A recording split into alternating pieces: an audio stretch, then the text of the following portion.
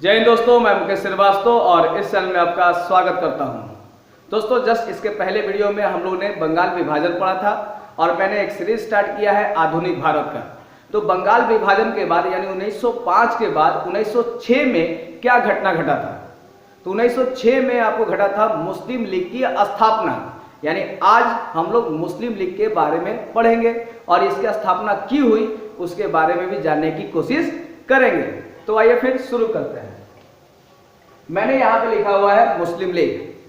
Just पहले video में हम लोग ने पढ़ा था कि भाई बंगाल का विभाजन हो गया और आपको पता भी था कि बंगाल का जो विभाजन दो भागों में हुआ था, एक पश्चिमी बंगाल और एक पूर्वी बंगाल। तो पश्चिमी बंगाल में सबसे ज्यादा हिंदू लोग थे और पूर्वी बंगाल में मुसलमानों की संख्या अधिक थी। यानी ब्रिटिश शुरू से ही यही नीति अपनाया था कि हिंदू और मुस्लिम में लड़ाई लगाया जाए और देश पे कब्जा किया जाए। जस्ट आपको याद होगा कि भाई 1885 में कांग्रेस की स्थापना हुई थी।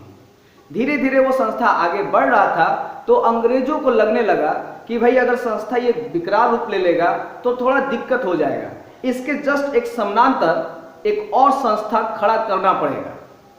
यानी कह दिया गया कि जो कांग्रेस की जो स्थापना हुई है वो किसके विकास के लिए हुआ है? तो हिंदुओं के विकास के लिए। जहां बारी बारी से देखते हैं, पॉइंट टू पॉइंट देखते हैं हुआ क्या था। जैसे कि अक्टूबर 1906, इसमें किसी किताब में 1 अक्टूबर दिया हुआ है और किसी किताब में 3 अक्टूबर दिया हुआ है। अक्टूबर 1906 में शिमला में वायसराय लॉर्ड मिंटो से मुसलमानों का एक प्रतिनिधि मंडल मिलने के लिए गया और किसके नेतृत्व में? तो आगा खां के नेतृत्व में।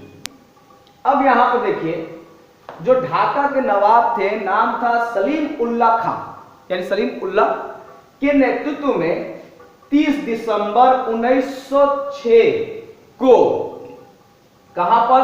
तो ढाका में आयोजित एक बैठक में मुस्लिम लीग की स्थापना की गई। ठीक, किसके नेतृत्व में? तो सलीम उल्लाह खां। और वो कहां के नवाब थे? तो ढाका के। बैठक कहां हुआ? तो ढाका में हुआ और मुस्लिम लीग की स्थापना हुई।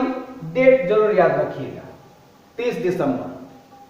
अब यहां पर बताते हैं कि भाई किसी किताब में कहा जाता है कि मुस्लिम लीग के पहले अध्यक्ष कौन थे?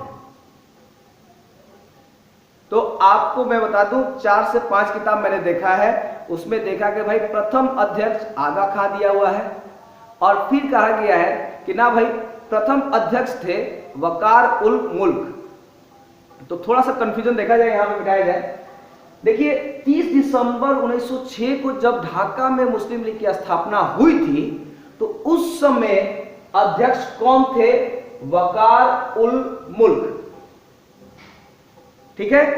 उसके बाद 1907 में मुस्लिम लीग का वार्षिक अधिवेशन हुआ।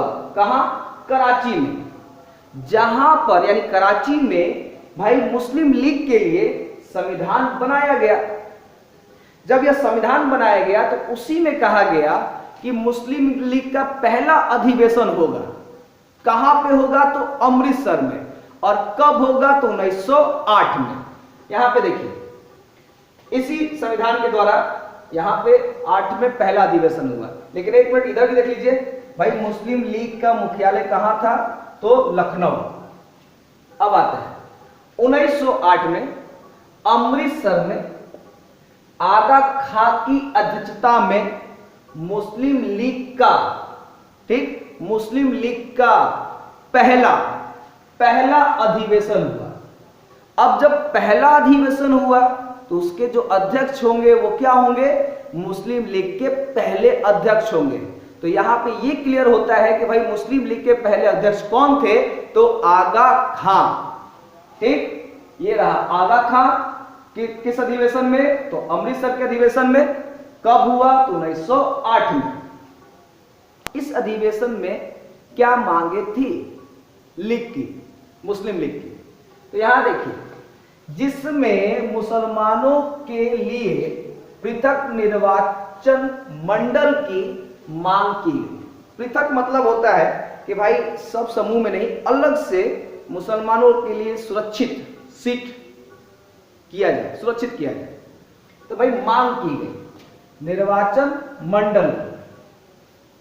यहां देखिए इस मांग को तुरंत 8 में स्थापना हुआ, अधिवेशन हुआ था, मांग हुआ था, और इस मांग को 1909 के मार्ले मिंटो सुधार अधिनियम, कौन से, तो मार्ले मिंटो सुधार अधिनियम में मान लिया गया।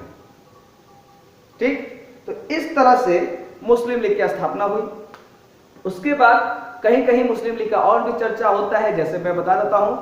आपको पता होगा कि जब साइमन कमीशन आया था तो उस समय साइमन कमीशन को वापस भेज दिया गया था, क्योंकि लाला जी की हत्या हो गई थी लाठी लगने का।